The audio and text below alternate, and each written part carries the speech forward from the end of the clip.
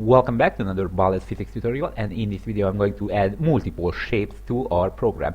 These are pretty simple shapes. Our program is already working pretty good. As you can see, we can shoot spheres and the spheres are actually interacting with each other, but actually that is not that interesting. It would be better if we would have boxes and cylinders and cones and so on. And that is exactly what I'm going to do. And actually here is the manual. This is a page from the manual. As you can see, there are a lot of shapes which you can create. I'm going to create only these simple shapes right here. So box, sphere. Actually I will not create a capsule. Capsule is kind of like two spheres and a cylinder. It's not that interesting, but it's a bit complicated to render out. Okay, so cylinder and cone shape. So these four which I'm going to add, and also if they are there we can make the compound shape. Compound shape is pretty much just an array of these other shapes, and they are put together. So for example, a soldier in an FPS game would have a sphere as the head, a box as the chest, a cylinder as the leg or something. So it's pretty much several simple shapes put together. Alright, so let's get started. It's actually not that complicated, since most of them are pretty similar to add sphere and render sphere function. So actually I will just copy these two functions for the cylinder. So as you can see, I have a new render sphere and a new add sphere. Let me rename these two cylinders actually. So render cylinder and render cylinder and add cylinder, like that. Okay, so what we have to modify is actually waiting for we are not waiting for the radius, but we are waiting for the 3-dimension extent. So let me put this right here and show you what I mean with that. So here is the cylinder right there. This is a cylinder. It's not too nice cylinder, but it is. So we have a y like this, the y extent. We have a width extent, so like this, and we also have a depth extent, so about this. This is on the z-axis, and we have to give the half of all of this, the half of the height, the half of the width basically, and the half of the depth. You don't have to make a perfect cylinder, so you don't have to make a cylinder which has a circle as its base. You can make a cylinder which is kind of ellipsoid, is the shape right here, but because that is a bit more complicated to render, I'm pretty sure we just need a scale for a normal cylinder in OpenGL. But anyway, I will just stick with the normal cylinder, so which has the same depth and the same width. Okay, so let me get all of that. So first of all we need a radius, but actually this is not even the radius, this is a diameter, and we also need the height. So float height. Okay, and the cylinder shape is defined by BT cylinder shape. Cylinder shape, and of course the constructor should be a cylinder as well. Cylinder, and the radius, and it's waiting for a vector, a BT vector 4, BT vector 3, actually not 4, 3. So this is, as you may remember, the vector for the bullet physics, and here you just give the 3 half extent. So the half of the x, half of the y, and half of the z. So I just divide the diameter by 2, so pretty much getting the radius. Divide the height by 2, and divide the diameter by 2 again. The x and the z are the same because I said the width and the depth will be the same, so we may pretty much make a circle. Right, I'm pretty sure this is it. We have a cylinder now, and what we have to do is let me just keep the name so I don't have to rename this to cylinder and this to cylinder and also this to cylinder, because it is easier. And I'm pretty sure that was all the change we have to do for the add cylinder. And now the render cylinder. The render cylinder will check if it is really a cylinder. So as you might have guessed, the cylinder shape proxy type is our shape identification, enumeration value, constant if you like. And here we have to cast it to a cylinder shape instead of a sphere shape, cylinder shape. Okay, and actually we're not going to use the radius, but we are going to use another function. If I just open up the bullet physics library and do a search for cylinder, so cylinder,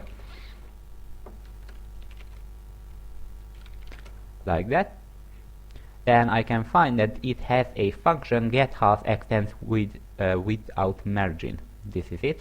This margin is just a little space above the shape we have defined. It doesn't really matter much. It's just 1 or 2 thousandths of a value. So the half extents are pretty much what we what we have passed here. So the radius, the height divided by 2, and the radius. So I just call this function get half extents without margin, and it is returning a bt vector free, as you can see. So I just create a new bt vector right here, bt vector free, and I just call it extend. Okay, and let me see. These are pretty much the same. Now we have to call the GLU cylinder to render out a cylinder.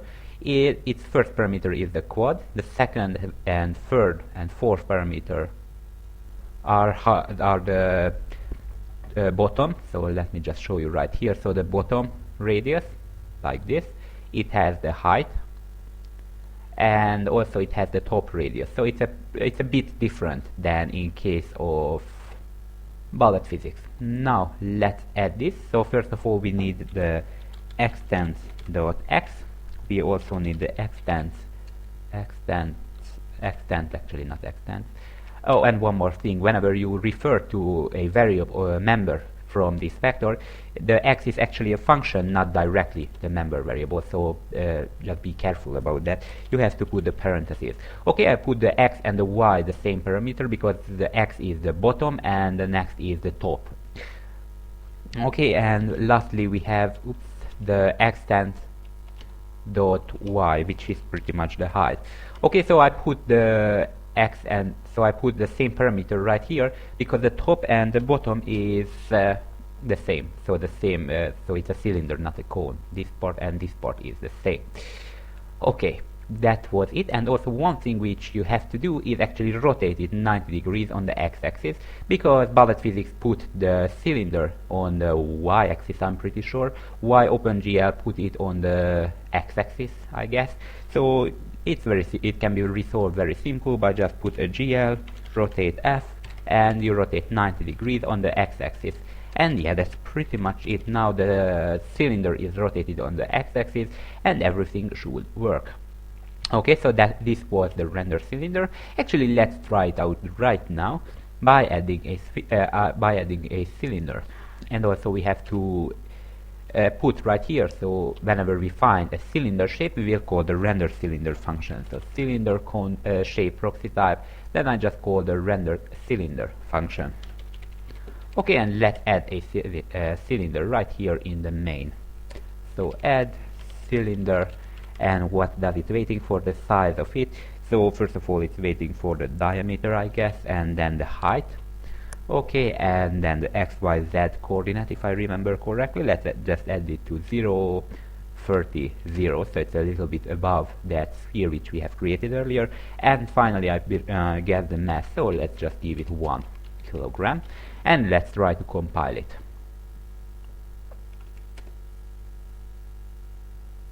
Okay, it seems like it has been compiled, and now if I run this, okay, right there, here is our cylinder, and it seems like it's working. One thing though, that in bullet physics, I can shoot through a ball in this hole right here in the middle, while bullet physics actually do not render that part, so you have to manually render that. Alright, one thing I have just noticed that I have screwed up is that right here the extend so the top and the bottom is actually, according to this lovely drawing, is actually really the half of the extent, so it's pretty much the radius, but the height should be normally, so the height should be multiplied by 2. So it's so OpenGL doesn't weight the half divided the height divided by 2, but actually waiting for the full height. And to get the full height, because the extents are pretty much divided by 2, because as you have remembered, I have divided it by 2 right here, height divided by 2. I have to multiply it by 2. And also one more thing is that OpenGL consider the center of the cylinder, this point right here, so the bottom point, and then it build up from there. To resolve that and put the center right here, so the actual center, it's very simple. I just have to use a translation right here before the rotation, so GL translate F, and let's just translate it 0 and then the extent.y, so pretty much we go up half of the height because the extents are pretty much the half, and the y is 0. Okay, and now if I compile this program and run it, we can see that it's a bit different than previously, and it's working now well as it should be. As you can see, I can shoot this cylinder with balls and get the reaction of this cylinder. Okay, so that was about the cylinder. Next thing is to add a cone. Cone, if you don't know, is almost like a cylinder except one of the sides, so either the top or the bottom, is 0, so it looks like this. Okay, and we are going to add this. To add this we need two data, the height, not the height divided by 2 but the full height, and the radius. At least this is how it works for me. So let me just copy the render cylinder and the add cylinder function, because adding a cone is pretty similar to this. So just copy and paste it right here, and I just rename that to render cone, and right here to this other is the render cone as well. The parameters are the same, the height and the diameter. Okay, we have to divide the diameter. Of course, the function, the class name is render cone instead of so BT cone shape instead of BT cylinder shape. So just create BT cone shape. Okay, and it's waiting for actually two parameters, the radius, which is the diameter divided by 2, and the height. I don't need to divide the height by 2 because it's waiting for the full height, as you can see.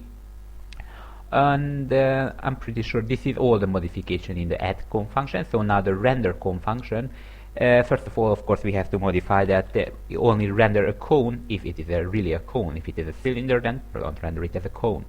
Okay, we also have to change this to cone shape. And cone shape don't have a function called get half extents without margin, but it has a function called get radius, and it also has another function get height, which is getting the radius and the height. So right here, get height. Okay, so we have the height and the width. Of course, these are returning with a floating point value, so float r and float h. Okay, so float h for height and r for radius. Alright, and what we have to modify is actually right here we have to go up height divided by 2. We have to divide the height by 2 because this is the full height, not the half height. So right here, half divided by 2. And also right here in the GLU cylinder we have to give a 0 because this is the top and we want the top to be 0. This is how we can create a cone from a cylinder, by making one of the points, either the top or the bottom, to 0. Okay, and the next is the radius, and finally the height. We don't need the multiplication by 2 because this is already the full height, not the half height. Alright, and I'm pretty sure this is supposed to work. So let's just add another else if right here to this rendering, and if this body is a cone, so cone, then render it as a cone, so let's call the render cone function. Okay, and also right here in the main, let's add one. So add the cone, just rename this one, and we add the cone to 530 coordinate. Right here, 530, with the same parameter as we had for the cylinder. So let's see if this works or not. Okay, it compiled, so if I run this right now and I just search for them, as you can see we have a cone and we have a cylinder. Let's try to shoot this cone. Okay, it seems to be working. Or not. No, it's not working. Let me go back. Okay, apparently I was wrong. We don't need to divide this by 2, so this diameter, but we need to give the diameter and the height. We don't need to divide anything by 2. It's not waiting for the radius according to my test, because now if I run this program, as you can see, we get what we would expect. Okay, and if I shoot this right now,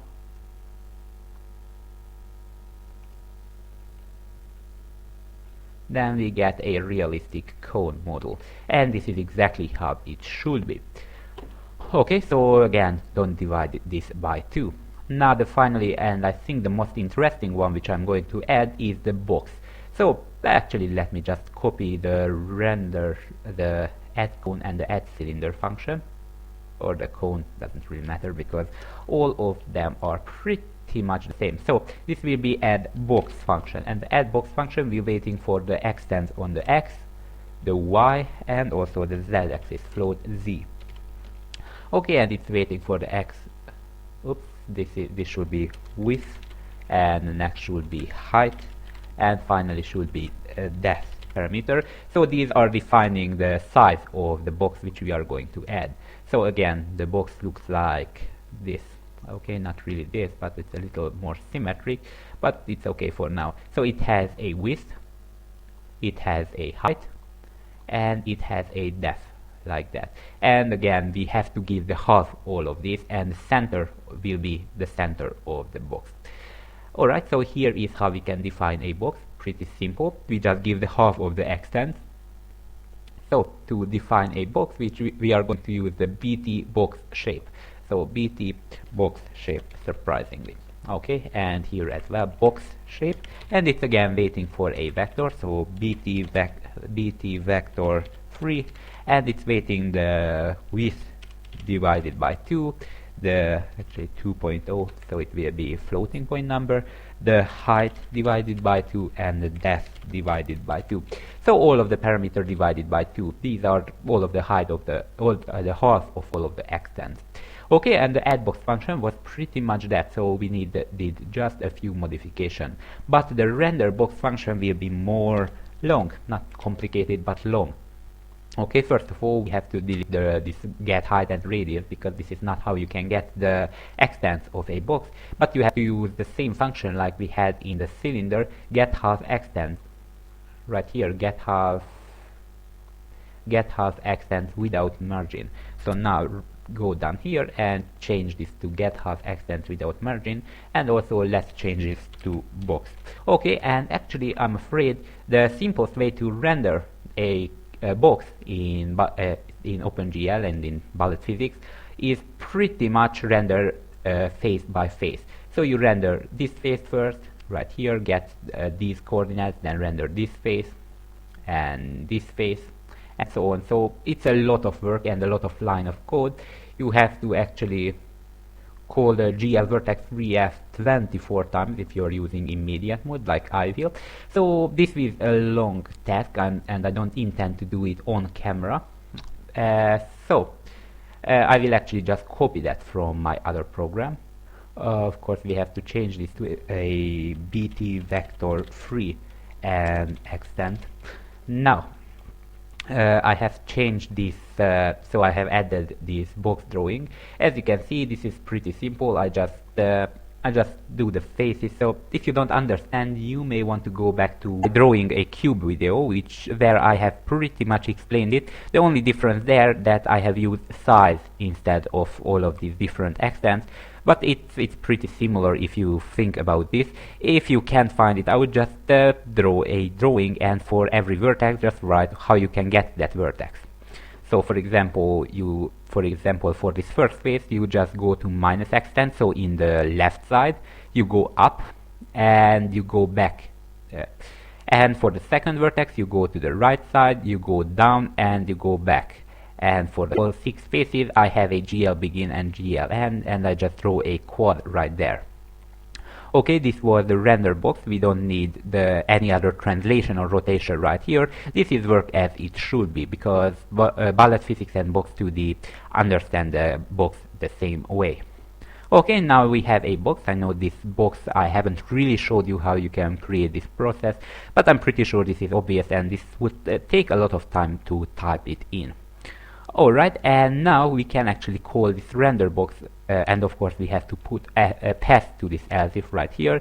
If it is a box shape proxy type, then I call the render box function, render box, and just render a box. So let's add a box, add box, and it's waiting for the first parameter, the size of the box. So let's make it 10 on the x and on the Y let's make it 2, and on the Z let's make it 3, and let's put it to 0, 40, 0, and the mass of it should be 1 kilogram. Okay, and let's try to run this right now and see what's going to happen. Okay, no box anywhere. Where is my box? Can't see any box. Let's look at back what I have screwed up. So let's go to the render box function, and yeah, this is the problem. I forget to change this to box shape proxy type, and because I called the render box function for rendering a box, and it was indeed a box, but I compared it to a cylinder, I just returned with false. Now that I have fixed this small issue, now if I run this program, as you can see, I have a box right here. So if I just shoot this, of course, this is supposed to work, I guess. Okay, this was all the shapes which I have in mind. Okay, so this was the tutorial. We have added a sphere, a cylinder, a cone, and a box. And from this we can make a lot of interesting stuff. Later on we will add multiple shapes, like right here we are going to add the compound shape, which is just pretty much built up from these simple primitive shapes. We are going to add the height field and maybe some triangle mesh. I'm not sure about that, but that was it for now. Thank you for watching and have a great day.